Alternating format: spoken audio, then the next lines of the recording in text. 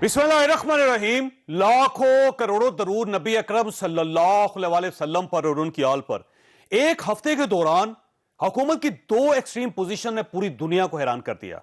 आपको याद होगा 27 अक्टूबर को फवाद चौधरी और शेख रशीद ने टीएलपी के बारे में क्या कहा था, और आज फवाद चौधरी इस इशू पर बात ही नहीं करना चाहते, जबकि शेख रशीद मंजर से ही गायब हैं।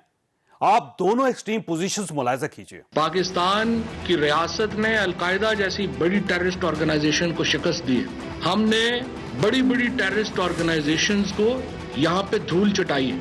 कोई रियासत पाकिस्तान को कमजोर समझने की गलती ना करे। ये जो तंजीम है इसकी कोई हैसियत नहीं है। वज़ीर आज़म साहब की सदारत में जो इजलास हुआ उसमें वाज़ेह पॉलिसी डिसीजन लिया गया है, और वो डिसीजन यही है कि ये जो अब कालदम तहरीके लब्बैक है इसको मिलिटेंट पार्टी के तौर पर ट्रीट किया जाएगा।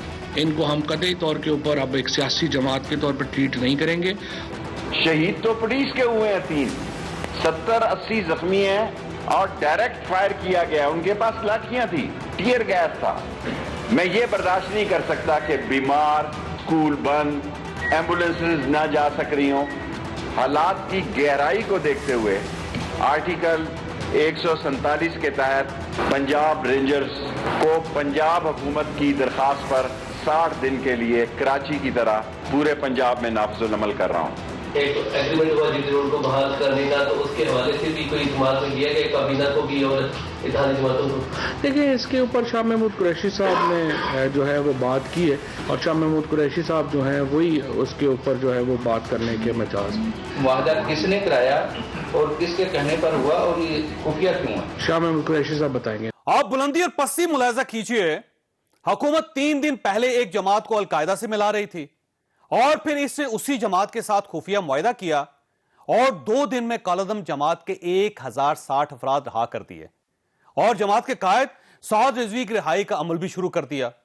हुकूमत कालदम की पाबंदी भी वापस ले रही है, और वज़ीर ने आज वज़रा के इस हसास मामले पर गुफ्तगू से भी रोक दिया है।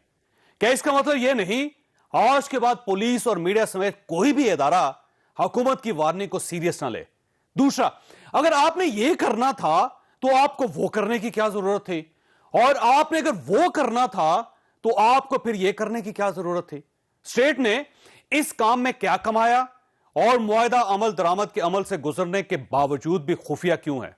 ये हमारा आज का इशू होगा, जबकि आज हुकूमत ने फिर फरमा दिया मुल्क में कोई महंगाई नहीं। पाकिस्तान में जो बुनियादी अशिया है वो इस रीजन में अब भी सबसे ज्यादा जो है वो सस्ती है। पाकिस्तान में व्हीट फ्लोर पर केजी 60 रुपए 9 पैसे का है। हिंदुस्तान में ये इस वक्त 83 रुपए का है। बांग्लादेश में भी 83 रुपए का है, और अफगानिस्तान में 73 रुपए 50 पैसे का है। चना है वो 146 रुपए 77 पैसे का पाकिस्तान में है। हिंदुस्तान में ये 166 रुपए का है, और बांग्लादेश में 224 रुपए का है। पेट्रोल जो है वो इस वक्त पाकिस्तान में 138 रुपए 73 पैसे का है, हिंदुस्तान में 258 रुपए का है, और बांग्लादेश में 180 रुपए का।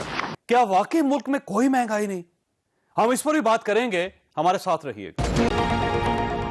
प्रोग्राम में दोबारा खुश आमदीद। हमारे साथ मुफ्ती मुनीबुर रहमान साहब इस वक्त मौजूद है, मजहबी स्कॉलर भी हैं, मुआहिदा करवाने में मरकजी किरदार अदा किया, और मेरा ज़ाती ख्याल ये है कि अगर इस मुआहिदे की वजह से इस मुल्क में अगर कोई शख्स मुबारकबाद का काबिल है तो वो मुफ्ती साहब, इन्होंने बड़ा अहम किरदार अदा किया था। मरीम फारूक साहब हमारे साथ तशरीफ रखते हैं, हाफिज़ ताहिर शर्फी साहब हमारे साथ तशरीफ रखते हैं, और रज़ा नूमी साहब भी हमारे साथ तशरीफ रखते हैं।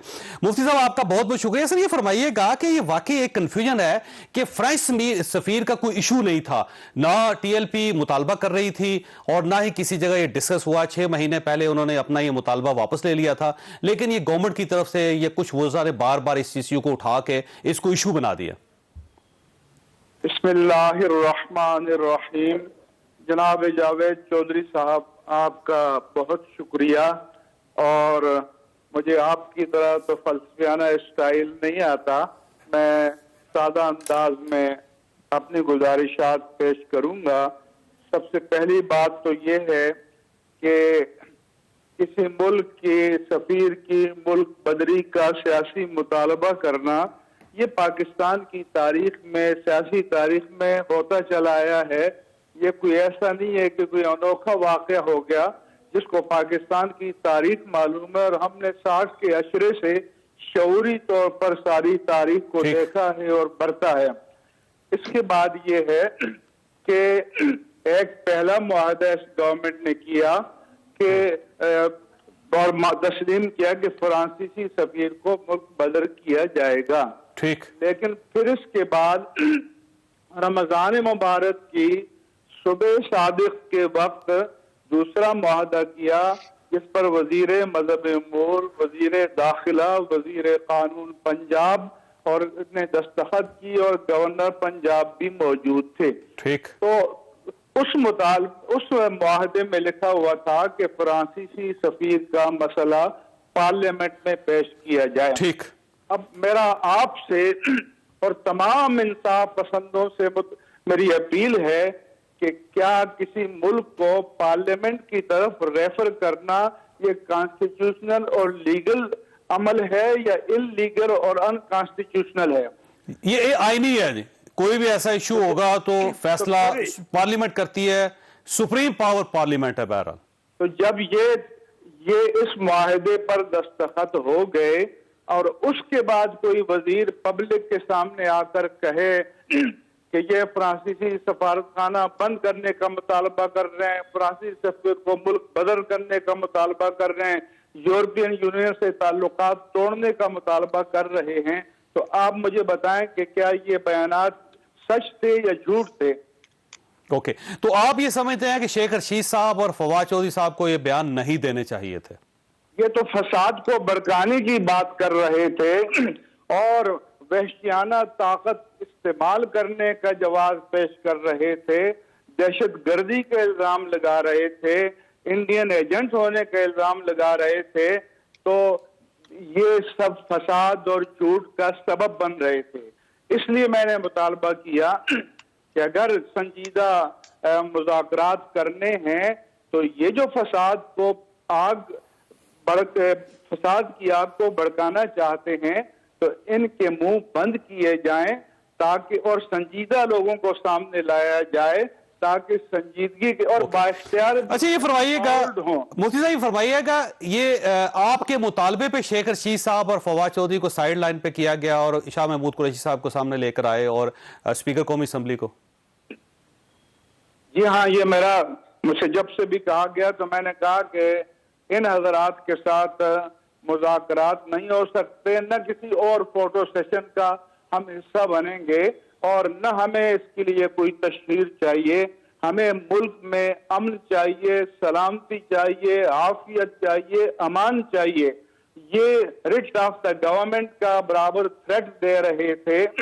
تو حکومت کے پاس طاقت ہوتی ہے، یہ ہر ایک کو معلوم ہے، طاقت استعمال کرنے کا اختیار بھی ہوتا ہے، یہ ہر ایک کو معلوم ہے. آپ کے مطالبے پہ گورنمنٹ نے پھر 3 وزراء کا پینل بنایا جس میں شاہ محمود قریشی صاحب تھے اور اس کے ساتھ پرویز خٹک صاحب ہے اور اسد کیسر صاحب جو اسپیکر قومی اسمبلی ہے، علی محمد خان صاحب اور علی محمد خان صاحب. جی، ان 3 کے ساتھ ہمیں مکالمہ کرنے میں کوئی دشواری پیش نہیں آئی. اور آپ کو بھی پتا ہے، مجھے بھی پتا ہے کہ جب مذاکرات ہوتے ہیں اور 2 فریق 90 ڈگری پر ہوتے ہیں تو مصالحت کار کا یہ فریضہ ہوتا ہے کہ دونوں کو اس بات پر مائل کرے کہ اپنی. اچھا یہ نور الحق قادری صاحب کو بھی آپ نے کہا تھا کہ ہم ان کے ساتھ نہیں بیٹھیں گے یا قادری صاحب نے کہا کہ وہ آپ کے ساتھ نہیں بیٹھیں گے؟ آپ مجھے بتائیں کہ انہوں نے ایک معاہدہ کیا، صبح دستخط کیے، شام کو ٹی وی پر بیٹھ کر فرمایا کہ اس کی کوئی قانونی حیثیت نہیں ہے. ٹھیک ہے. اب آپ مجھے بتائیں، میں آپ سے پوچھتا ہوں اور کہ اللہ کے لیے آپ بتائیں کہ کیا اللہ کے قانون سے بڑا قانون کوئی ہے کہ اللہ فرماتا ہے کہ وَأَوْفُوا بِالْعَهْدِ إِنَّ الْعَهْدَ كَانَ مَسْئُولًا، عہد کی پاسداری کرو. اور آپ شخصی طور پر تو دستخط نہیں کر رہے تھے، وفاقی حکومت کے نمائندے کے طور پر کر رہے تھے. تو جب دستخط کرنے کے بعد ایسی غیر ذمہ دارانہ باتیں کی جائیں تو آپ بتائیں کہ اس سے مسائل حل ہوتے ہیں؟ ٹھیک ہو. اچھا سر، یہ فرمائیے گا کہ اس معاہدے کا گارنٹر کون ہے؟ کیونکہ یہ وہی گورنمنٹ ہے جس نے پہلے 3 معاہدے کیے اور اس کے بعد بقول آپ کے کہ وہ معاہدے سے مکر گئے. 2 وزیر داخلہ تھے، 2 بار مذہبی امور کے وزیر تھے. تو اب کیا گارنٹی ہے کہ یہ جو معاہدہ ہے اس کے اوپر منوعن 100% عمل درآمد ہوگا؟ پہلی تو میں آپ سے درخواست کروں گا اور آپ کے پروگرام کے توسط سے پوری قوم سے درخواست کروں گا کہ اللہ کی بارگاہ میں دعا کریں اور کروڑوں بار اللہ کا شکر ادا کریں کہ ایک فساد جو ہو سکتا تھا، قتل و غارت جس کے امکانات پیدا کیے جا رہے تھے، اللہ نے اپنے فضل سے ٹال دیا. اس میں میرا بھی کوئی کمال نہیں، ہمارا کمال اس میں کوئی شک نہیں. کسی معصوم شخص کی جان نہیں جانی چاہیے مفتی صاحب، اور اسٹیٹ کی یہ ذمہ داری ہے کہ اسٹیٹ کا اگر کوئی ملازم ہے تو اس کی جان بچانی چاہیے اور جو عوام ہے اس کی بھی جان بچانی چاہیے، ذمہ داری. لیکن میرا پھر وہی سوال ہے کہ گارنٹر کون ہے اس کا؟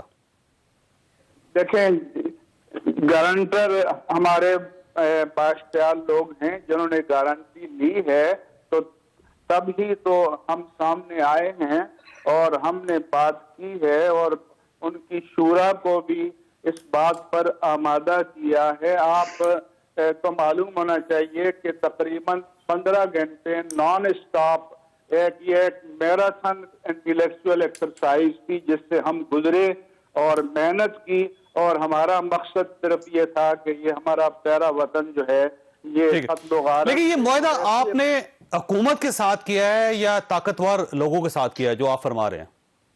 معاہدے پر دستخط ٹی ایل پی کے شورا کے نمائندوں کے ہیں، جناب شاہ محمود قریشی، جناب اسد قیصر اور جناب علی محمد خان صاحب کے ہیں.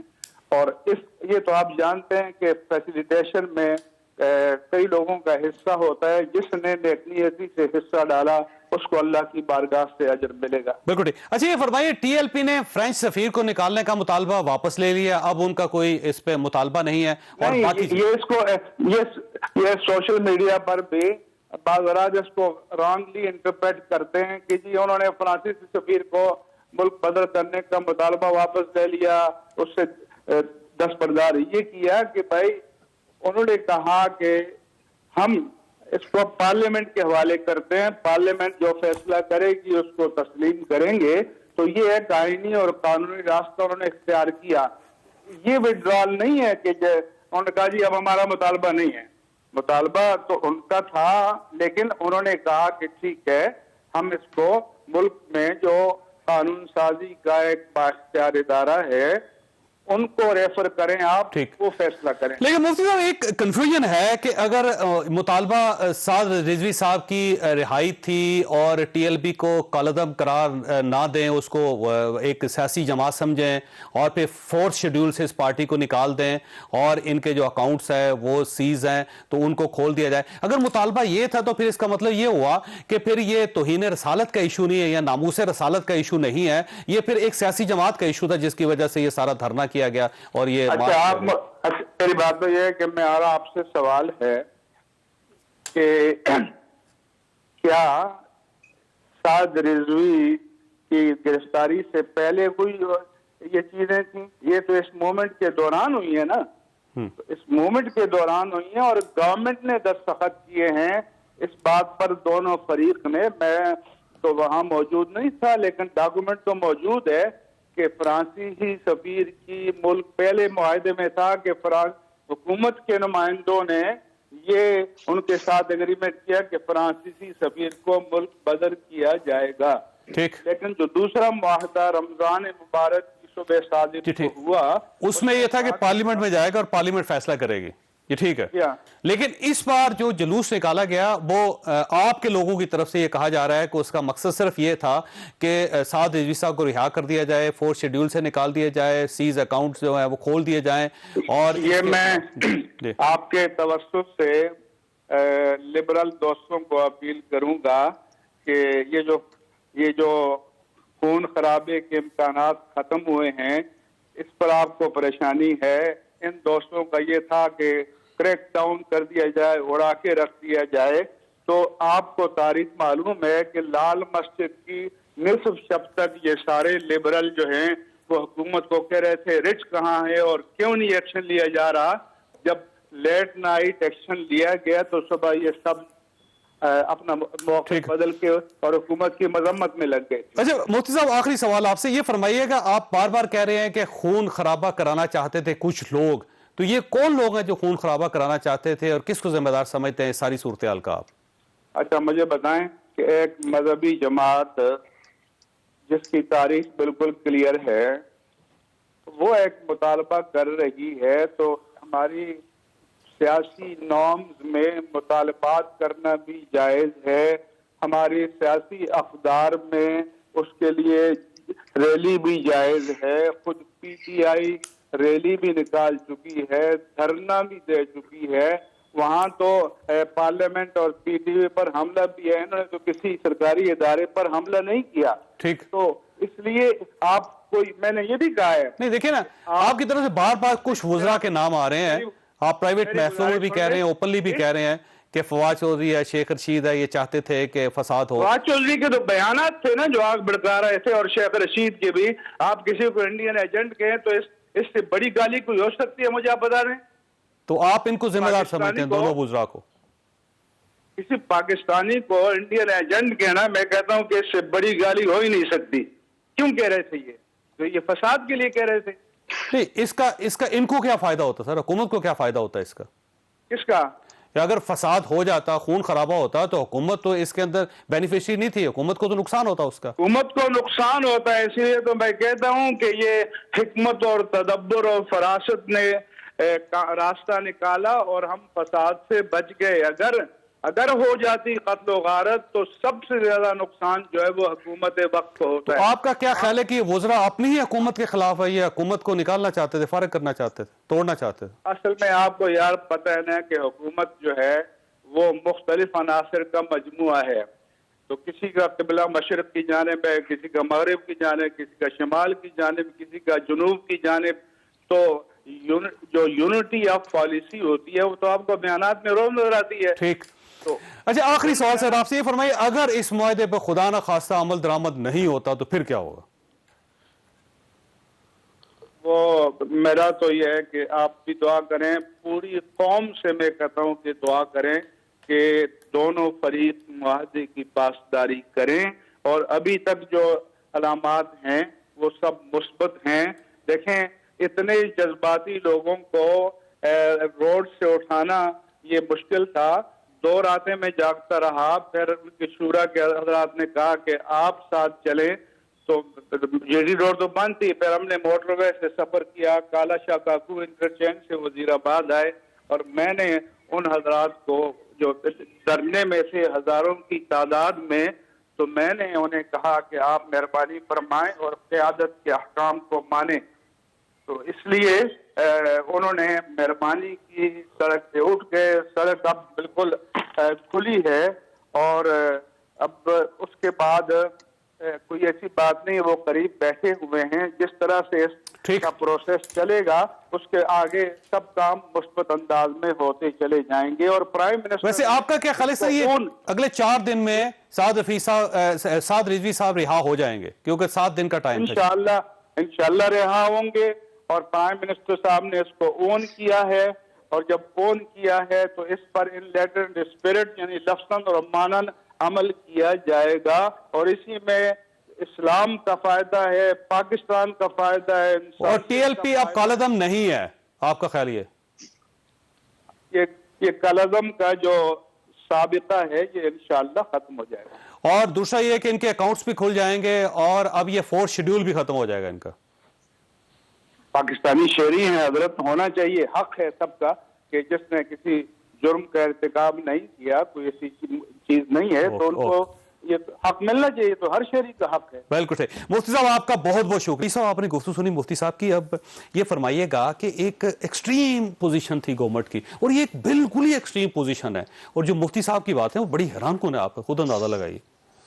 بسم اللہ الرحمن الرحیم. دیکھیے جی, مفتی صاحب نے جو فرمایا یقینی طور پر انہیں مینڈیٹ دیا گیا تھا, انہوں نے ثالثی کروائی. مسئلہ ان کے نقطہ نظر سے یہ مسئلہ حل ہوا. دیکھیے جو شخصیات یہ باتیں کر رہی تھیں وہ کوئی خود گھڑی ہوئی باتیں تو نہیں کر رہی تھی, وہ کوئی ایسا کابینہ کا فیصلہ تھا. کابینہ کا فیصلہ تھا. جب انہیں قلعدم کیا گیا انفیکٹ انسداد دہشت گردی کی سیکشن 11B کے تحت, وہ بھی ریاست پاکستان کا فیصلہ تھا, وہ کسی فرد واحد کا تو تھا نہیں. اور جن معزز شخصیات کی موجودگی میں یا ان کی ثالثی سے یا ان کے اثر و رسوخ سے یہ معاہدہ اب ہوا ہے, وہ بھی اسی ملک میں موجود تھے, اور ان کے پاس جسے انگریزی میں کہتے ہیں they had reasons to believe کہ یہ ایک جماعت دہشت گردی کے معاملات کے اندر ملوث ہے. اب جب وہ یہ تمام باتیں کہہ رہے تھے تو یہ ہوا میں تو نہیں تھی, ایویڈنس تھی. یا تو پھر حکومت پاکستان جو کہ اس وقت ریاست پر براجمان ہے, یا تو وہ آ کے بتا دے کہ ہم غلط بیانی سے کام لے. ٹھیک ہو گیا, یہ ہمارا پہلا موقف غلط تھا. اور ہم نے یہ جو الزام لگائے ہیں جھوٹے تھے, نہ یہ القاعدہ کے قریب جماعت ہے, نہ یہ ملیٹنٹ ہے, نہ آپ تو سر پہلے چلے جائیں, سر آپ پہلے چلے جائیں نا, آپ تو اپریل میں چلے جائیں نا, جب ان کو پروسکرائب کیا, آپ اس وقت بین کیا اور ان کو کیا 11EEE کے تحت آپ نے خادم حسین رضوی صاحب کے صاحبزادے سعد رضوی صاحب کو تحویل میں رکھا.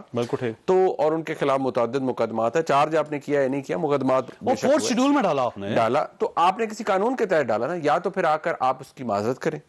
اور وہ معزز شخصیات جو کہ ان سے معاہدے کرتی رہی ہیں, اب اگر فرانسیسی سفیر کا معاملہ چلیں, شروع میں یہ تھا جی کہ ملک بدر کریں, پھر معاہدے میں ہوا کہ جی پارلیمان میں لے کے جائیں گے, تو وہ معاہدے جن شخصیات نے کیے ہیں یا تو پرائم منسٹر صاحب اون کریں کہ بھائی ہم نے کیے تھے لیکن ہم پارلیمان میں نہیں لے کے گئے. ٹھیک ہو گیا. اگر یہ آپ نہیں کر سکتے کہ نہیں جی اس وقت بھی ہم درست تھے اور آج بھی ہم درست ہیں, یہ بات نہیں ہے. اور جب آپ اندرونی وہ جو باہر نکلی, اس میں ایک بڑی دلچسپ بات یہ ہے کہ اب یہ پارلیمنٹ میں جب گیا ایشو اور ذیلی کمیٹی کے سامنے جب پیش کیا گیا, تو گورنمنٹ یہ کہتی ہے کہ ذیلی کمیٹی کے اندر کوئی رکن پیش ہونے کے لیے تیار نہیں, وہاں کورم پورا نہیں ہوتا, نہ گورنمنٹ کا کوئی وزیر جاتا ہے, گورنمنٹ کو MNA جاتا ہے, نہ اپوزیشن کا جاتا ہے اس ایشو پہ بات کرنے کی. دیکھیں سب سے بڑی بات یہ ہے, میں ایک بڑی بہت احترام ہے میرے تمام مفتی صاحب کے لیے بھی, تمام جو لوگ ہیں ہمارے ملک میں, نہ ہی الحمدللہ اللہ کے فضل و کرم سے نہ ہی اسلام کو کوئی خطرہ ہے, اور نبی کریم صلی اللہ علیہ وآلہ وسلم کی ذات اقدس کے حوالے سے پورا جو دنیا میں مسلمان ہیں وہ وہی جذبات رکھتے ہیں جو میرے آپ کے. نہ میں کسی کو یہ کہہ سکتا ہوں کہ ہم اس وقت تک مسلمان نہیں ہو سکتے جب تک ہم مکمل یقین نہ کریں ان کی ذات پہ, شک تھوڑا سا بھی ہو ہم ایمان کے دائرے سے باہر نہیں. پر ایمان کے بغیر ہمارا ایمان مکمل نہیں ہوتا, تو کوئی ڈیبیٹ تو ہے ہی نہیں. اور آپ یہ دیکھیے کہ دنیا بھر میں مسلمان موجود ہیں, دنیا بھر میں مسلمان ممالک موجود ہیں, جو معاملات ہم یہاں کرتے ہیں پاکستان کے اندر, آپ یقین مانیے جناب طاہر افشی صاحب ہمارے ساتھ موجود ہیں, محافظ طاہر افشی صاحب, وہ بتائیں گے آپ کو ماشاءاللہ ان کو سعادت حاصل ہوتی ہے, وہ خانہ کعبہ جاتے ہیں, ان کو اللہ تعالیٰ نے سعادت بخشی ہے. یہ خود بتائیں گے ابھی کہ جس طرح سے ہم یہاں پر ایکسرسائز کرتے ہیں اپنے ریلیجس رائٹس کو, اس طرح کی حرکتیں تو کبھی سعودی عرب میں نہیں ہوئیں. جس طرح عید میلاد النبی صلی اللہ علیہ وسلم کا ایشو جو تھا وہ گستاخانہ خاکوں کے بعد پوری دنیا میں ختم ہو گیا, پاکستان میں آج بھی ہے. میں وہی کہہ رہا ہوں نا کہ وہ جس ملعون نے کیا وہ اپنا انجام خود بھگتا, اور وہ جو بھی یہ کرے گا وہ انجام اپنا خود بھگتے گا. رسول اکرم صلی اللہ علیہ وسلم کی ذات اقدس تو سب سے اول ہے, سب سے سپریم ہے, تو وہ ہمیں تو کوئی ڈر یا خوف ہونا نہیں چاہیے. ہم کیوں اپنے ہی شہروں کو برباد کریں, اپنے ہی گھروں کو تباہ کریں. آپ یہ بات نہیں کر سکتے, آپ نا 5 دن پہلے یہ بات کر سکتے جب گورنمنٹ نے کہا تھا کہ یہ دہشت گرد ہیں اور ان کے خلاف نپٹیں گے اور ریٹ اپنی اسٹیبلش کریں گے. اب گورنمنٹ چینج ہوگی, آپ ذرا احتیاط کریں. میں ایک عام پاکستانی ہوں, جماعت کالعدم نہیں ہے سر, یہ میں ایک عام پاکستانی ہوں, یہ حق مجھے میرا ملک کا جو مروجہ قانون اور آئین ہے وہ دیتا ہے. حکومت جو مرضی فیصلہ کرے سیاسی مصلحت کے تحت, میں اپنی پوائنٹ پر کھڑا ہوں بحیثیت قانون کے طالب علم کے, کہ جو کام غلط پہلے تھا آپ کو پھر ڈسٹنکشن ڈرا کرنی پڑے. آپ سر یہ فرمائیے سر, یہ آپ کے کس موقف کو ٹھیک سمجھا جائے؟ 27 اکتوبر کا موقف ہے, آج 1 تاریخ کا موقف ہے, 1 نومبر کا, اور بڑی دلچسپ بات ہے جب آپ کا پہلا موقف تھا اس میں بھی پوری کیبنٹ میں سے کوئی وزیر سوائے فواد چودھری اور شیخ رشید کے کوئی اس پہ بولنے کے لیے تیار نہیں تھا, اور آج 1 نومبر کو بھی آپ کی گورنمنٹ کا کوئی وزیر اس پہ بات کرنے کے لیے تیار نہیں. تو کس کو بات مانا جائے سر, کس کی بات مانی سکتے ہیں؟ بسم اللہ الرحمن الرحیم, نحمدہ ونصلی ونسلم علی رسولہ الکریم. گزارش یہ ہے چوئی صاحب کہ آپ بھی, منیب بھائی بھی, اور باقی جو حضرات سن رہے ہیں یا آپ کے ساتھ پینل میں ہیں, وہ سب جانتے ہیں کہ ہم کہاں کھڑے ہیں. بحیثیت قوم بات کریں, حکومت کو چھوڑ دیں. کیا TLP پاکستان میں پہلی کالعدم جماعت ہوئی ہے, یا سن 2000 سے لے کر اب تک اگر آپ لسٹ سامنے رکھیں تو کتنی جماعتیں کالعدم ہوئی ہیں، اور اس کے بعد وہ جماعتیں اس ملک کے اندر کام کر رہی ہیں. اس ملک کے اندر الیکشن آتا ہے تو آپ کی سیاسی قیادت، ایون لبرل جو پارٹیاں اپنے آپ کو کہتی ہیں کہ ہم بڑے لبرل ہیں، وہ بھی انہی سے جا کے ووٹ مانگتے ہیں، وہ بھی انہی سے ووٹ لیتے ہیں. تو لہٰذا یہ بالکل آپ کی بات درست ہے، لیکن ٹی ایل پی کا ایشو یہ ہے کہ اس کو کالعدم اسی جماعت نے، اسی گورنمنٹ نے قرار دیا تھا. آج اس کو دوبارہ قومی دھارے میں بھی یہی جماعت، یہی حکومت لے کر آ رہی ہے.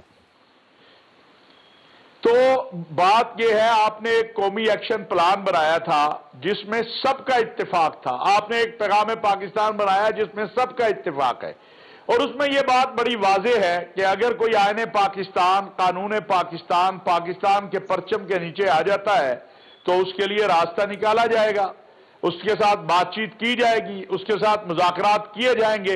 اور کیا ماضی میں پاکستان پیپلز پارٹی ہونے چاہیے، سوات کا معاملہ لے لیں. گورنمنٹ کو یہ 3 دن پہلے نہیں پتا تھا سر کہ ہم نے مذاکرات سے مسئلہ حل کرنا ہے. اس وقت تو گورنمنٹ یہ کہہ رہی تھی کہ یہ دہشت گرد ہے سر، القاعدہ کے ساتھ ملا دیا. 3 دن بعد آپ نے مکمل سرنڈر کیا. بالکل. ایک منٹ، کیا سوات آپریشن کے وقت آپ نہیں کہہ رہے تھے کہ وہاں سوات طالبان کون ہے، لیکن آپ نے صوفی محمد سے معاہدہ کیا؟ کیا آپ نے وزیرستان میں معاہدے نہیں کیے؟ کیا زرداری صاحب کے دور میں، میاں صاحب کے دور میں اور میاں نواز شریف صاحب کے دور میں ٹی ٹی پی کے ساتھ مذاکرات کے لیے آپ نے مولانا سمیع اللہ کی سربراہی میں کمیٹی نہیں بنائی تھی؟ سر حقیقت کی دنیا میں آئیے. حقیقت کی دنیا یہ ہے کہ ایک ایسی سمت ہم جا رہے تھے جہاں پر صرف تشدد ہی تشدد نظر آتا، خون ہی خون آتا. یہ کون لے کے جا رہا تھا اس سمت میں؟ اب صاحب پھر وہی سوال ہے کہ اس لیول پہ کون لے کر آیا؟ آپ نے ساتھ اسی صاحب کو چھوڑنا تھا، آپ پہلے سر آپ نے ان کو کالعدم سے ہٹانا تھا، آپ ہٹا دیتے. 4 شیڈول سے آپ نے ہٹانا تھا، 6 مہینے پہلے ہٹا دیتے. اتنے لوگ مروانے کی، اتنا فساد پیدا کرنے کی، سڑک کے اوپر جی ٹی روڈ کو بند کروانے کی کیا ضرورت تھی پھر؟ اپنا چوئی صاحب، آپ شیخ رشید صاحب کی پریس کانفرنس نکال لیجئے. وہ کہہ رہے ہیں کہ ہم ساری باتیں ماننے کو تیار ہیں. آپ ان کی پریس کانفرنس نکال لیں کہ ماں سوائے فرانسیسی سفیر والی. تو اب یہ جتنی باتیں ہو رہی ہیں، یہ تو وزیر داخلہ جو ہے ایک پریس کانفرنس میں کہہ چکا ہے. بات یہ ہے چوئی صاحب کہ یہ جو اس وقت بات کی جا رہی ہے نا، آپ تو خود عینی شاہد ہیں، آپ تو موجود تھے اسپاٹ پہ. یہ لال مسجد کے وقت بھی کی جا رہی تھی کہ ریٹ کہاں گئی، کیا ہوا. جب آپریشن ابھی شروع نہیں ہوا تھا تو پھر یہ بات شروع ہو گئی، مار دیا، تباہ کر دیا. خدا کا واسطہ اگر کوئی صاحب مسئلہ یہ ہے کہ جو پچھلے واقعات ہیں اس میں آپ میڈیا کو یہ الزام دے سکتے ہیں کہ پہلے یہ کہتے تھے، بعد میں یہ کرتے رہے. اس بار میڈیا نے نہیں کیا، اس بار آپ پہلے کچھ کہتے رہے اور بعد میں آپ دوسری کچھ کہتے رہے. اس بار تو سارا الزام گورنمنٹ کے اوپر جاتا ہے. میں نے بریک لینی، رضا صاحب آپ کے پاس ایک چھوڑ کے جا رہا ہوں کہ کسی بھی سیاسی جماعت کو کالعدم قرار دینا اور پھر 3 دن بعد اس کے ساتھ ہر قسم کا معاہدہ کر لینا جس میں ساری رائتیں ان کو دے دینا، کیا یہ ایشو اتنا ہی نان سیریس ہے کہ آپ کسی کو کچھ بھی کہہ سکتے ہیں اور اگلے دن آپ ایک بہت بڑا یو ٹرن لے سکتے ہیں؟ تو اس نان سیریسنس سے کیا سٹیٹ چل سکتی ہے؟ چھوٹی سی بریک، اور بریک کے بعد دوبارہ حاضر ہوتے ہیں. پروگرام میں دوبارہ خوش آمدید. رضا صاحب یہ فرمائیے گا سر، یہ ایک کالعدم قرار دے دینا، پھر اس کو دہشت گردی کے قریب لے جانا، پھر ان کو یہ کہہ دینا کہ انڈیا ان کے پیچھے ہے، اور پھر اسٹیٹ کے لیول پہ کہہ دینا، پھر کیبنٹ کے اندر ڈسکس ہونا، کیبنٹ کے اندر فیصلہ ہو جانا، 2 بڑے وفاقی وزراء کا بیان دے دینا، رینجرز کو اختیارات دے دینا، انہیں 1971 کے بعد پہلی بار کسی فورس کو گولی چلانے کی، پبلک کے اوپر گولی چلانے کا اختیار دے دینا، پھر اس کے بعد اچانک 3 دن بعد جا کے اس سب سارا ایک نیا معاہدہ کر لینا، اس کو خفیہ کر. یہ آپ کو نان سیریسنس نہیں محسوس ہوتی اسٹیٹ لیول پہ؟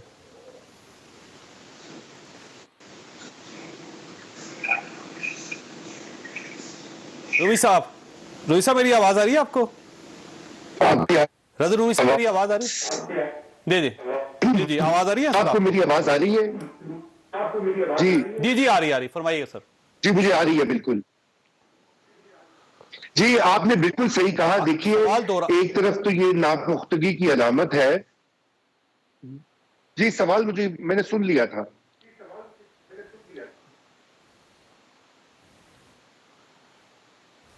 جی دیکھیے ایک طرف تو یہ ناپختگی کی علامت ہے، اور یہ صرف پہلی بار نہیں ہوا. ہم نے اس سے پہلے بھی کئی بار یہ دیکھا ہے کہ اس طرح کی باتیں کر لے لینا.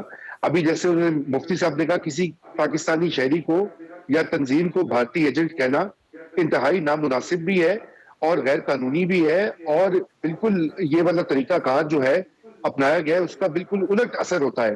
اب دیکھیے نا, یہ ہزیمت کا باعث بنا ہے. وہ کابینہ کے ممبران جو کہ بڑا کہہ رہے تھے کہ جی اب یہ کر دیں گے اور ایسے کر دیں گے اور یہ دہشت گرد ہیں اور یہ جو ہے وہ فلانے شیڈیول پر ہیں, اور آج ساری چیزیں وہ ریورس کرنی پڑ رہی ہیں. تو اس لیے یہاں پر یہ ایک بڑی واضح چیز ہے کہ اس وقت مربوط پالیسی سازی کا فقدان ہے. نہ صرف یہ کہ سول اور ملٹری برانچز جو ہیں حکومت کے ان کے درمیان, بلکہ خود حکومت کے اندر جو ہے اتنے مختلف جو ہے خیالات کے دایاں بازو جو ہے اس کو بائیں بازو کا نہیں پتا. آج وہ جو ہے اجاز چودھری صاحب نے کہا ہے کہ وہ اگلے انتخابات میں پی ٹی آئی اور ٹی ایل پی کا اتحاد بھی ہوگا, تو کل تک تو ان کی پارٹیوں نے ان کو دہشت گرد کہہ, پھر اس کے بعد اگلے انتخابات میں یہ الائنس کیسے ہوگا. اور رہی بات دیکھیے ٹی ایل پی کا مسئلہ جو ہے وہ یہ ہے کہ ٹی ایل پی کے جو لوگ ہیں وہ پاکستانی معاشرے سے ہیں, وہ پاکستانی ہی ہیں. اگر ان کے جو بھی مطالبات ہیں, جو بھی مطالبات ہیں, ان کو ان کے اوپر کام کرنے کی ضرورت, دیکھنے کی ضرورت ہے کہ ان کی جو اس میں بے پناہ اضافہ کیسے ہو رہا ہے اور کیوں ہو رہا ہے. ان عوامل کو نہیں کیا جاتا, ان میں جو شرکت کر رہے ہیں. اچھا ویسے رضا صاحب یہ فرمائیے گا اس معاہدے کی کوئی انٹرنیشنل امپلیکیشنز کیا ہو سکتی ہیں, جیسے فیٹف کے اندر ایشو ہے اور اس کے علاوہ جو مثلا انٹرنیشنل ہماری جو ایگریمنٹس ہیں اس کے اوپر کوئی افیکٹ ہوگا اس معاہدے کا؟ جی دیکھیے بدقسمتی سے بالکل ہو سکتا ہے اور ہوگا. اس کی وجہ یہ کہ جب سے یہ معاملہ شروع ہوا تھا آپ نے دیکھا کہ دنیا کے تمام اخبارات نے ہیڈ لائنز لگائی تھی کہ انتہا پسندوں نے حکومت کو یرغمال بنا دیا ہے, جی ڈی روڈ پر ہو گیا فلانا. پھر پولیس کے اوپر جو تشدد ہوا, اب دیکھیے اس کے اوپر کوئی بات نہیں ہو رہی. جو پولیس کے لوگ بیچارے وہ اہلکار جو شہید ہوئے ہیں ابھی بھی اور پہلے بھی, ان کا کیا قصور تھا؟ تو ریاست اگر اپنے ہی جو ہرکارے اپنے ہی جو لوگ ہیں ان کا تحفظ نہیں کر پا رہی, تو پھر دنیا تو دیکھتی ہے. اب ایف اے ٹی ایف میں جو ایک شرط, باقی تو ہم نے تمام شرائط پوری کر دی ہوئی ان کی, جو ایک دو شرائط رہ گئی ہیں وہ اسی مسئلے کی بات ہے. اور آپ یہ جانتے ہیں چودھری صاحب کہ ایف اے ٹی ایف کی کلیئرنس نہیں ہوگی تو آئی ایم ایف کا پروگرام کلیئر نہیں ہوگا, آئی ایم ایف کا پروگرام کلیئر نہیں ہوگا تو دیگر جو ہماری جو امداد ہوتی ہے ورلڈ بینک سے, ایشین ڈیولپمنٹ بینک سے, وہ کلیئر نہیں ہوگی. تو یہ ایک بڑی مشکل صورتحال میں پاکستان پھنسا. اور اس میں یہ سمجھتا ہوں کہ اس سے پہلے کیونکہ اس میں دیکھیں نا رضا رومی صاحب, جب یہ گورنمنٹ نے اعلان کیا تھا 27 اکتوبر کو, تو ساتھ یہ کہا تھا کہ اگر ہم ان کو الاؤ کرتے ہیں تو انٹرنیشنل ایگریمنٹس ہے ہمارے وہاں پہ اثر ہوگا, فیٹف کے اندر پرابلم ہوگا, ہم گرے لسٹ سے بلیک لسٹ میں چلے جائیں گے. اور اب جب الاؤ کر دیا تو اس کا مطلب یہ ہوا کہ جو آپ کے خدشات تھے آپ نے خود ہی ان کے اوپر مہر لگا دی. بالکل آپ نے درست کہا ہے. نمبر ایک, اور نمبر دو یہ تھی کہ اگر اس معاہدے سے معاملات کنٹرول ہو گئے, شکر ہے خدا کا کہ کوئی خون خرابہ نہیں ہوا اسلام آباد پہنچ کے, جو بہت سارے لوگوں کو تشویش تھی پاکستانیوں کو دنیا بھر میں, اس سے تو بچت ہو گئی. اس میں رول بھی ہے مفتی صاحب کا بھی ہے, جنرل باجوہ صاحب کا بھی ہے, سب کے سامنے ہے. مگر بات یہ کہ یہ چیز پہلے بھی تو ہو سکتی تھی جب انہوں نے اپنی موبلائزیشن سٹارٹ کی. تو دیکھیں معاہدے 6 مہینے پہلے بھی جب پنجاب جیل کے اندر, لاہور جیل کے اندر جب ایک علماء کرام کا وفد گیا تھا اور 9 گھنٹے وہاں پہ گفتگو ہوئی تھی, تو یہی مطالبات تھے ان کے. اگر گورنمنٹ نے ماننے تھے تو اس وقت مان لیتی, اتنی جگ ہسائی نہ ہوتی. حافظ یہ فرمائیے گا سر, یہ اگر یہ نان سیریسنس کا یہ لیول ہوگا تو میڈیا آئندہ آپ کو سیریس نہیں لے گا, کیونکہ جس کو آپ کالعدم قرار دیں گے میڈیا کو خطرہ ہوگا کہ کل آپ پھر اس کو انڈو کر دیں گے, لہذا اس کو زیادہ سیریس نہیں لینا. اسی طرح پولیس بھی سیریس نہیں لے گی کیونکہ انہوں نے لاشیں اٹھائی ہیں, اور اس میں جو شخص شہید ہوئے ہیں ان کا نام غلام رسول, ایک اے ایس آئی کا نام غلام رسول تھا. غلام رسول جو ہے وہ عاشق رسولوں کے ہاتھ سے وہ اس کی شہادت ہوئی ہے وہاں پہ. تو پولیس کل کو آپ کی بات کیوں مانے گی سر؟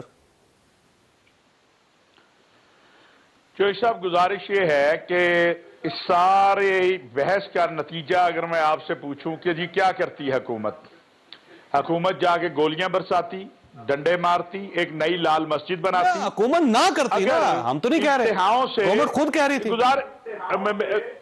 ایک منٹ, اگر بالکل حکومت نے ٹی ٹی پی کے بارے میں بھی کہا, حکومت نے سوات کے طالبان کے حوالے سے بھی کہا, حکومت نے تحریک نفاذ شریعت محمدی کے حوالے سے بھی کہا, صوفی محمد صاحب والی, اور بات چیت بھی کی. بات چیت کے دروازے کبھی بند نہیں ہوتے. آج بھی اگر ٹی ٹی پی, آپ کا یہ موقف ہے ریاست کا, کہ آپ کا یہ سیاسی جماعتوں کا متفقہ موقف ہے کہ اگر ٹی ٹی پی کے وہ لوگ جو پاکستان کے آئین اور قانون کو مان لیں, وہ آئیں واپس آ جائیں افغانستان سے, ان کے ساتھ بات چیت کو تیار ہیں, تو یہ تو آپ کے لوگ پرائم منسٹر کا ایسے موقف نعرے ہے کو لے کر آئے ہیں. جی, اس پہ پارلیمنٹ کے اندر کوئی بحث نہیں ہوئی. دوسری بات یہ ہے حافظ صاحب کہ جب اسٹیٹ کو کسی نے کہا تھا, یہ گورنمنٹ کو کسی نے کہا تھا کہ آپ رینجرز طلب کریں اور اس کو گولی مارنے کا اختیار دے دیں, ریڈ لائن لگا دیں, اور اس کے بعد کہیں کہ جو اس ریڈ لائن کو کراس کرے گا ہم وہ گولی مار دیں گے, اور کیبنٹ کے اندر یہ فیصلہ کرنے کا ہم نے کہا تھا, آپ نے کیا تھا نا سر, تو ذمہ داری قبول کریں نا اس کی. تو سر اگر ہم نے کیا تھا تو گزارش یہ ہے چوئی صاحب, اگر رینجر بلائی تھی یا ان کو روکا تھا تو جہاں روکا تھا وہ وہاں رک گئے, بات آگے نہیں چلی. تو جب وہ وہاں رک گئے تو پھر ان کے ساتھ بات چیت کرنی چاہیے تھی یا نہیں کرنی چاہیے تھی؟ یا رینجر بلانے کا مقصد تو یہی تھا نا کہ وہ وزیر آباد تک آئے, اس سے آگے نہ آئے. وہ وہاں رک گئے, بات چیت شروع ہو گئی, بات چیت کامیاب ہو گئی. اب کیا کریں بتائیے؟ اب اس بات چیت کو ناکام بنانے کے لیے پھر وہی 3 سوال پیدا ہو جائیں گے کہ کل عدم, انڈین امداد وہ, اور پھر دہشت گرد. پھر اس کا مطلب یہ ہو کہ آپ نے غلط الزام لگائے تھے ایک سیاسی جماعت کے اوپر, تو آپ کو معافی مانگنی چاہیے قوم سے. دیکھیے بات یہ ہے چوئی صاحب, میں نے آپ کو بار بار مثالیں دی ہیں, بہت سی مثالیں ہیں. آپ بلوچوں سے بات کر رہے ہیں, یہ باتیں آپ ان سے, آپ کے سامنے بہت سارے حقائق ہوتے ہیں, لیکن اگر بلوچوں کو آپ نے کالعدم قرار نہیں دیا سر, آپ نے ان کو گولی مارنے کا حق نہیں دیا, نہ اعلان کیا آپ نے. گزارش یہ ہے کہ آپ نے ٹی ٹی پی کے ساتھ بات چیت کی کہ نہیں کی؟ آپ نے تحریک نفاذ شریعت محمدی سے بات چیت کی کہ نہیں کی؟ آپ اب بھی ٹی ٹی پی سے بات چیت کرنے کو تیار ہے کہ نہیں ہے؟ اور یہ قومی ایکشن پلان کی بات ہے, یہ خالی دو موقف ہیں گورنمنٹ کے, صرف 4 دن کے وقفے سے 2 موقف ہیں. یا پہلا موقف غلط ہو سکتا ہے, آپ نے سیاسی جماعت جس کے پاس 23 لاکھ ووٹ ہیں, آپ نے اس کو کالعدم قرار دے کے زیادتی کی, آپ نے اس کو فورس شیڈیول میں ڈال کے زیادتی کی, آپ نے اس کے اکاؤنٹ سیز کر کے زیادتی کی, آپ نے اس کے ساتھ دہشت گردی کو نتھی کر کے زیادتی کی, آپ نے اسے انڈین بیکڈ سیاسی جماعت کرانے کی, اسے میڈیا بلیک آؤٹ کروانے کی آپ نے زیادتی کی. وہ موقف غلط ہو سکتا ہے, یا پھر آج کا موقف آپ کا غلط ہو سکتا ہے. کسی ایک چیز پہ آپ کو ماننا پڑے گا کہ یہ غلط ہے یا وہ غلط ہے. گزارش یہ ہے کہ وزیر داخلہ صاحب نے اگر یہ باتیں کی ہیں تو وہ وقت آئے گا, ان کو وہ بتائیں گے کہ انہوں نے یہ کیوں باتیں کی ہیں, کس بنیاد پر یہ باتیں کی ہیں. اگر فواد چوئی صاحب نے باتیں کی ہیں کابینہ کی بنیاد پہ کی ہے نا سر, میں آپ کو بتاتا ہوں کابینہ میں فیصلہ ہوا ہے. لیکن سر کابینہ میں فیصلہ ہوا ہے نا, یہ میری عرض سن لیں چوئی صاحب, بالکل وزیر داخلہ اس کا تعلق اس گورنمنٹ کے ساتھ نہیں ہے. اگر معاملات جو ہیں وہ تشدد کے بغیر حل ہوتے ہیں تو کیوں نہیں کرنے چاہیے؟ مجھے یہ بتائیے آپ, مجھے آپ اس کی صاحب ہونے چاہیے, یہی آپ کو بتا رہا ہوں کہ یہ 6 مہینے پہلے ہو سکتا تھا.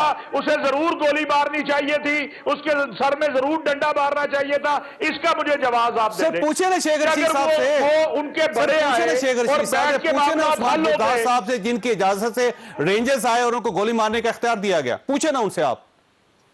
اختیار دینا اور بات ہے, اور اگر وہ نوبت ہی نہیں آئی, اگر معاملات حل ہو گئے, طے ہو گئے, تو آپ کہتے ہیں کہ نہیں ضرور مارے انہیں.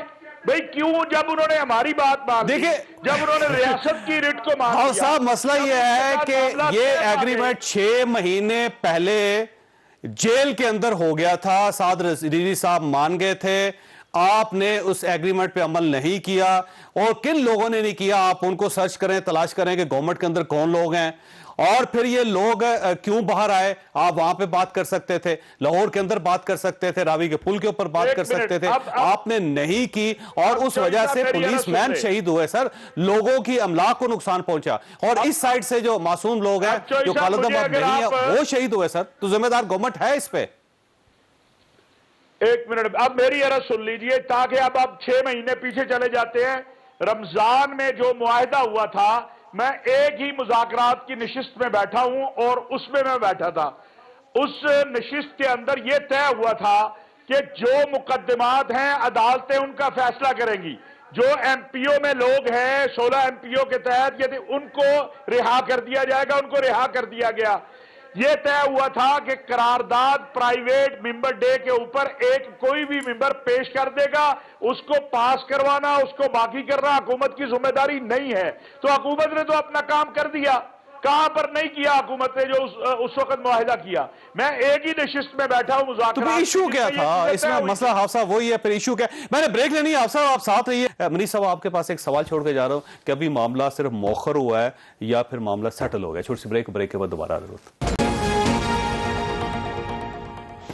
پروگرام میں دوبارہ خوش آمدید. منیش صاحب دو سوال آپ سے. ایک تو یہ کیا معاملہ یہ سیٹل ہو گیا ہے یا پھر یہ مؤخر ہوا ہے ابھی؟ دوسری بات یہ ہے کہ اگر کل کو گورنمنٹ آف پاکستان کوئی اور اسی قسم کا انیشیٹو لیتی ہے کسی اور پارٹی کے بارے میں, تو ایز اے میڈیا پرسن کیا آپ اسے سیریس لیں گے؟ دیکھیے وہ سوال جو میں نے جس طرح پہلے میں نے عرض کیا تھا وہ سوال موجود ہیں. حافظ صاحب جس طرح فرما رہے ہیں وہ ان کی دلیل اپنی جگہ پر, بہت احترام ہے میرا حافظ صاحب کے لیے کیونکہ حافظ دوست ہیں ہمارے. جی بالکل دوست ہیں اور بڑی شفقت کرتے ہیں. اللہ تعالیٰ انہیں خوش رکھے. اور ہمارے لیے ویسی سعادت کی بات ہے کہ جس طرح ان کو وہاں پر سعودیہ میں جاتے ہیں جس طرح انہیں ماشاءاللہ عزت ملتی ہے تو ہمیں بڑی خوشی ہوتی ہے کہ اللہ کے گھر جاتے ہیں انہیں بڑی عزت وہاں ملتی ہے. لیکن مجھے ایک تھوڑا سا ضرور یہ میں کہوں گا کہ ہم کوئی دنیا میں واحد اسلامی ریاست تو ہے نہیں. دنیا میں جتنی بھی اسلامی ریاستیں ہیں سب سے بڑی دیکھیے سعودی عرب دیکھ لیں, روزہ رسول صلی اللہ علیہ وآلہ وسلم اس زمین کی سعادت ہے کہ وہاں پر ان کا روزہ رسول صلی اللہ علیہ وسلم ہے. خانہ کعبہ وہاں پر ہے. مجھے یہ بتائیے جو ہم پاکستان میں یہاں ہوا سعودیہ میں کیوں نہیں ہوا؟ کیا وہاں پر عاشق رسول نہیں ہیں؟ کیا وہاں پر اللہ رب العزت سے اور اس کے نبی سے پیار کرنے والے نہیں ہیں؟ ہم سے زیادہ ہیں. ہم وہاں جاتے ہیں, روزہ رسول صلی اللہ علیہ وسلم کی زیارت کے لیے جاتے ہیں, عمرے کے لیے جاتے ہیں, حج کے لیے جاتے ہیں. حافظ صاحب کو ماشاءاللہ اتنی رسائی حاصل ہے کہ وہ خانہ کعبہ کے اندر تک جاتے ہیں ماشاءاللہ. مجھے بتائیں ترکی ہے وہاں پر عاشق رسول نہیں ہے. مجھے یہ بتائیں کہ ہم اپنا بیڑا غرق کرنے پہ کیوں تلے ہوئے ہیں؟ جس نبی ہمارے پیارے نبی کے نام پر ان بچوں کو یتیم کیا گیا جی ان کی حرمت اور عزت کے لیے, کیا وہ روزے قیامت وہ کہیں گے نہیں کتنی زیادتی کی گئی؟ ایک پولیس دنیا کے لیے رحمت للعالمین بن کر آئے, ہم نے لوگوں کے ساتھ کیا کیا؟ اس کی بیوی زچگی کے دوران ماری گئی, فوت ہو گئی. اس کی 6 ماہ کی بچی ہے, خود وہ اس کی نظر ہو گئی. اب آپ مجھے بتائیں اس بچی کا کیا فیوچر ہے؟ اس بچی کا جو کل ایک پولیس افسر سے ملتے ہوئے رو رہی تھی اور جب اسے تسلی دی گئی کہ بیٹا شہید زندہ ہوتا ہے تو اس نے کہا مجھے نظر تو نہیں آ رہے وہ, یا مجھے نظر تو نہیں آئیں گے. مجھے بتائیں اس بچی کے سر پہ آپ جتنے مرضی بیان دے دیجیے, ہم ہاتھ رکھیں گے, کوئی پیسے بھی دے دے گا, مجھے بتائیں اس کا باپ کہاں سے واپس لائیں گے؟ اس واقعے کے بعد پولیس اور جو پریس ہے, میڈیا ہے, کیا اسے گورنمنٹ کی باتوں کو سیریس لینا چاہیے؟ میں آپ کو ایک بات بتا دوں جی, سیریسنس کی تو بات اپنی جگہ پر, جو یہ ہو رہا ہے یہ کم از کم میں بہت احترام سے کہوں گا, مجھے یہ سمجھ نہیں آتی کہ اس کی گنجائش کیا ہے, اس کی ریزننگ کیا ہے, یہ احتجاج ہے کس لیے؟ حکومت اور حکومت کے حوالے سے میں اتنا کہوں گا, سیاسی جماعت ہے اسے آج آپ سیاسی جماعت کی طرح ڈیل کریں نا. اس سیاسی جماعت کو بھی چاہیے کہ اگر وہ کرنا ہے بالکل آپ پرامن, اگر آپ نے ریلی نکالنی ہے ریلی نکالے جائے. ہم نے یہ دنیا کو دکھانا ہے عاشق رسول ہیں تو بالکل ہم ہیں, مرتے دم تک رہیں گے الحمدللہ. بالکل ٹھیک ہے جی. رضا صاحب یہ فرمائیے گا سر, یہ معاملہ مؤخر ہوا ہے یا سیٹل ہو گیا ہمیشہ کے لیے؟ کیا خیال ہے آپ کا, گٹ فیلنگ کیا آپ کی؟ دیکھیے نہیں, سیٹل تو بالکل نہیں ہوا. اگر آپ حالیہ تاریخی دیکھ لیں تو یہ بار بار معاہدے ہوتے رہتے ہیں اور بار بار یہ معاملہ بنتا ہے. اصل بات یہ ہے کہ جب تک آپ پاکستان میں 2-3 بڑی اہم چیزیں ہیں. ایک تو جو ایک فیصلہ آیا تھا سپریم کورٹ آف پاکستان کی طرف سے فیض آباد دھرنے کے بعد, اس پر غور و فکر نہیں ہوگا. اس میں جو بہت سے نکات دیے جج صاحب نے, ان کے اوپر جب ہماری پالیسی ساز لوگ, ہماری کابینہ جو ہے وہ غور کر کے ان پہ عمل درآمد نہیں کریں گے, یہ مسئلہ بار بار ہوتا رہے گا. نمبر 1. نمبر 2 یہ کہ قانون کی عملداری اور پاسداری ہر ایک پہ فرض ہے, چاہے وہ ٹی ایل پی ہو, چاہے وہ حکومت ہو, چاہے وہ کوئی اور سیاسی گروپ ہو. اس کو یقینی بنانے کے لیے جو ہے آپ کو پاکستان میں جب تک آپ رول آف لا نہیں قائم کرتے تو یہ مسئلہ بار بار چلتا ہے. اور آخری بات جو ہے اور وہ یہ کہ کچھ لانگ ٹرم مسئلے ہیں. ٹی ایل پی کے اندر جو لوگ ہیں وہ غصے میں کیوں ہیں, وہ اس میں نوجوان اس کے نعرے کو دلکش لے کر ایک فرق پاکستان کی تلاش میں کیوں ہیں, ان سوالوں کے جواب ہماری پارلیمنٹ, ہماری سیاسی پارٹیوں کو سوچنے ہوں گے. یہ صرف آج کا مسئلہ نہیں ہے, یہ کل کا مسئلہ ہے. یہ طویل المیاد بنیادوں کے اوپر جب تک ہم نہیں دیکھیں گے کہ کیا وجہ ہے کہ لوگ ٹی ایل پی کی طرف مائل ہو رہے ہیں, کیا ایسی وجہ ہے؟ اور جب تک ہم اس کے اندر نہیں جاتے، اس کی تہہ میں نہیں پہنچیں گے، تو یہ مسئلہ بنتا رہے گا، یہ موبلائزیشن ہوتی رہیں گی، اور یہ ایک بہت بڑا چیلنج ہے آپ کا بہت پاکستان بہت کی ریاست شکریہ کے لیے بھی۔ پروگرام کا وقت ختم ہو گیا۔ خواصد پاکستان کو کرونا سے بچانے کے لیے محکمہ صحت پنجاب نے کرونا ویکسینیشن مہم کا آغاز کیا ہے۔ اس مہم میں گھر گھر جا کر 12 سال سے زائد عمر کے افراد کو ویکسین لگائی جائے گی۔ پنجاب حکومت کا ہدف روزانہ 10 لاکھ لوگوں کو ویکسین لگانا ہے۔ کرونا کے پھیلاؤ کو روکنے کے لیے ویکسینیشن ضروری ہے۔ اس سلسلے میں پنجاب حکومت کی مدد کریں اور ویکسین ضرور لگوائیں۔ اللہ تعالیٰ آپ اور آپ کے اہل خانہ کو ہر کسی مصیبت سے محفوظ رکھے۔ اللہ حافظ۔